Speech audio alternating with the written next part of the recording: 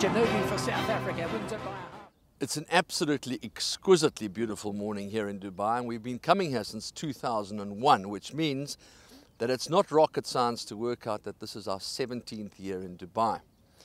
Now, in our inaugural performance here in Dubai, Bob Baffert was victorious with a horse called Captain Steve, and he's been victorious a couple of times since then, not least of all last year with an incredibly beautiful grey son of unbridled song, a horse called Arrogate, who showed incredible mettle and great tenacity to overcome every bit of adversity that you can possibly imagine. And Bob Baffert is back this time with a horse called West Coast, who was runner-up to Gun Runner in the Pegasus World Cup. And he's also got one of South Africa's good old favourites, a horse called Mubtahij. Now, we know that he's around, and we hopefully be able to get an interview with Bob. Sometimes they're short, sometimes they're not so short, but one thing's for sure, they'll be passionate, and they'll be detailed, and they'll be full of life. Earlier on in the day, we had an opportunity to go to the round track where Mike de Kock was working both Janu B and Al Sahem. We got some lovely vision of them. And we've also got a little interview with Anthony Del Pesh about his ride on Al Sahem, who takes his place in the 3,200 metre Dubai Gold Cup. Janu B will obviously be running in the turf race, which is over 1,800 metres, which might be at the end of his range, but he's had a sparkling preparation. He's incredibly gutsy and tenacious, and he may just be able to pull off the odds at a very big price of 20 to 1. So that's Mike de Kock's entry. And then to set the scene for Dubai, we've got the very talented and very beautiful anchor for Dubai television. Her name is Laura King. She's always very generous with her time, and she gives us some sort of insight into what we can expect on behalf of Sunbet for this week's Dubai World Cup meeting here in Dubai. We've got no Arrogate, but certainly a very, very worthy substitute in West Coast. He looks about as good as they come. He should be the best. He is the best horse in that race. He should be able to easily beat them. As you say, he's no Arrogate. He's no California Chrome. He doesn't have the wow factor. We don't see people sort of coming down here and looking at him at the rail and go, oh, wow, you know. But he's taken to everything beautifully. He's going around so steadily in the mornings. Looks to have a wonderful temperament. And Bob Baffert spoke to him yesterday. Seems confident enough. A little bit worried about the start. They don't want an issue like last year when Arrogate got left in the gates. But West Coast should, to my mind, be too good for the others in that race. On the subject of the start, I was listening to a very intriguing interview with Satish Seema about North America, because obviously the track conditions last year were extraordinary. We're going to have nothing like last year. Hopefully there's no rain forecast this time around. And the way the track's been in the Carnival, particularly Super Saturday, it's been playing to speed. You have to be up there early. If you're in front turning for home, you're probably going to stay there. That's what we saw in the dirt racing on that day. So Satish can be pretty confident. North America's got a lot of speed. He'll be up there early on. A lot, of course, will depend on the draw, which we won't know until Wednesday. Last year, I think you could probably say all the horses on the dirt and even to some extent on the turf wouldn't have won had we not had the rain. It's just been so difficult to close on this surface this year, as Second Summer did, as Mind Your Biscuits did, as Arrogate did. Well, I guess that might have been the end of Arrogate's career. I mean, it was the most supreme Herculean type of performance. Well, Bob Baffert makes a really good point. He hasn't said that Dubai's the reason that the horse tailed off so dramatically. He said that that performance was the reason the horse tailed off so dramatically. And I think that's really key. If he'd done that at Santa Anita, at Gulfstream, anywhere in America, it's probably going to bottom him. It was an amazing performance because he won in the end quite easily. I think that we didn't realise how much it took out of him, but it was huge. And not a bad way to end your sort of top draw performances. It's something that no one, I don't think, will ever forget. And Bob was getting quite emotional talking about it yesterday. Yeah, I guess, you know, when you've won the Pegasus $12 million race and you've won the Breeders' Cup and you've won everything building up to that, Travis, I mean, I don't think we'll ever see a horse like him again. And I don't think that many people are willing to try, really. They could have brought Gun Runner back here. The race would have been a penalty kick for him, but they decided to send him off to stud, a decision you can completely understand for the horse and for sort of financial reasons. But not that many people are willing to try and risk it. And as you say, now there is the Pegasus. They can earn now 16 million just for staying in training that little bit longer and then still make that stud career. I think that probably, in a way, has been detrimental towards the Dubai World Cup. The filly, the unbridled song filly, she looks really good and possibly good value at 7 to 1. A lot of people really fancy her. It's going to be her last race. She's going to be covered by Medaglia d'Oro after Saturday. Everyone seems very happy with her. Dallas Stewart, we spoke to earlier in the week, is pretty happy. If not, I wouldn't say he was confident at all. She's got a mountain to climb. good fillies have come here before. Royal Delta, one of the best fillies ever in America, came here and failed twice. It's also Furia Cressada in the race. Got a sneaky feeling she might run okay. She'll probably need them to go very fast, which they will, and she'll try and close, which will be hard. But I think it'd be a surprise were we to see the first filly or mare win the World Cup this year. Also, a little bit of a bittersweet horse in the race for us is Mubtahij. We'd love to see him run well for the sake of the horse, but obviously he's in the twilight of his career, although this is his stamping ground. He's been base here for 3 seasons with Mike Takaka. I'm as big a fan as you are of the horse. I love him to bits. I can understand why Connections opted to send him to Bob Baffert, because the man's a genius, and also there's many more Grade 1s over there for him to run in and win. He's now a Grade 1 winner after all, winning what was pretty awesome again stakes, but still he won it. That's great for his stallion value. He's not going to win, is he? I mean, he's been 2nd and 4th in the race so far, arguably harder races than this. Bob Baffert said he'll show up, he'll be there, he's a dependable horse, but I'd feel very, very unfortunate, very sorry for Mike Didcock and Trevor Brown, who've done nothing wrong with the horse if he were to win, but I don't think they need to worry. There are hundreds of things I'd like to ask you, but I think because of time constraints, we're just going to touch on Janu B, who's been a revelation to Mike Didcock, and of course Him, who doesn't go for the 1.5 mile race, but his preparation looks to have gone extremely well, and if he stays, he's got to have a money chance at the 2 mile race. Yeah, they could go a decent enough clip in there. You've got horses such as Big Orange that are going to press forward. He'll be coming late. I think it's a bit of a question mark, as you say, about the distance, but Mike feels he's going to be okay at it.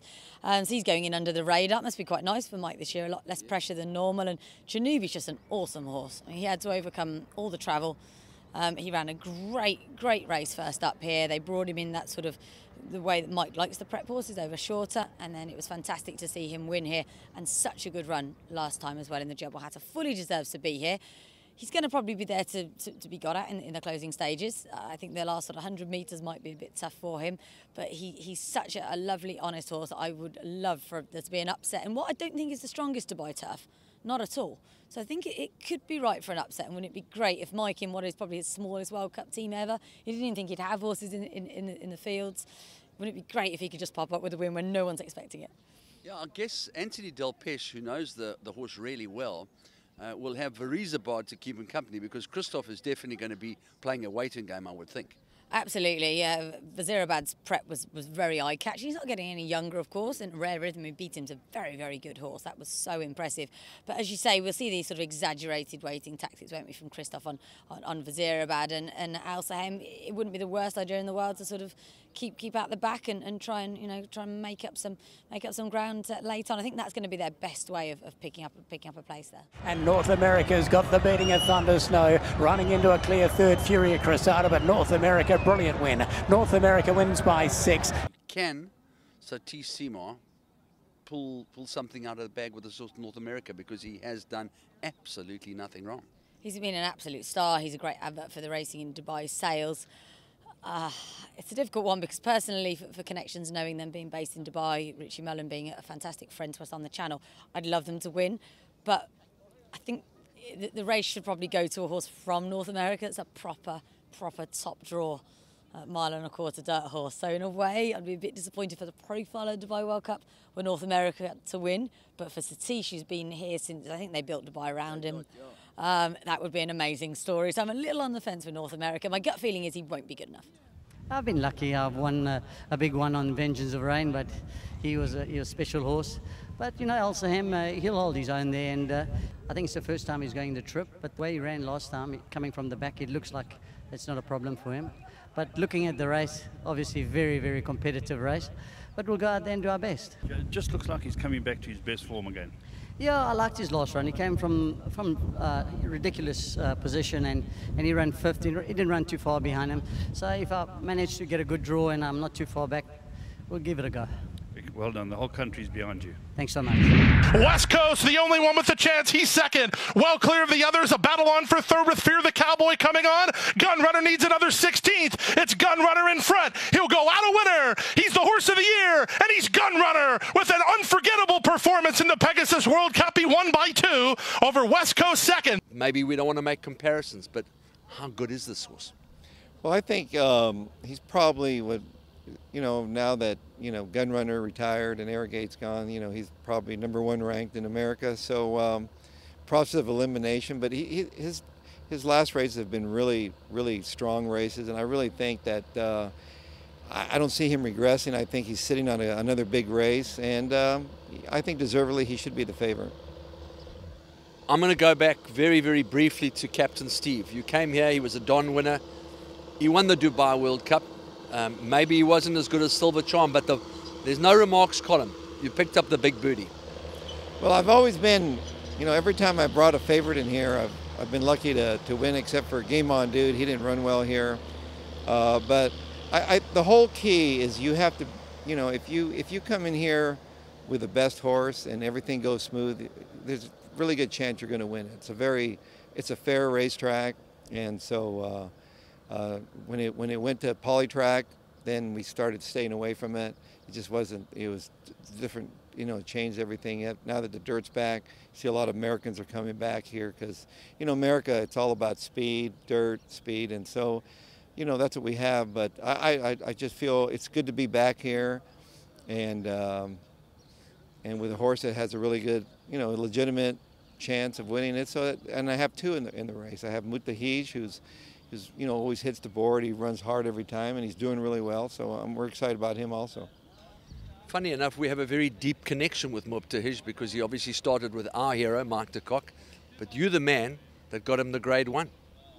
Well, I think Mike de Kock, when I got him, he was in great shape, and he's made the most with him. And but that horse, he's easy to train. He's just a really classy horse, and so and he's easy to get along with, and he shows up every time. I hope he runs as well as he did for Mike de Kock here.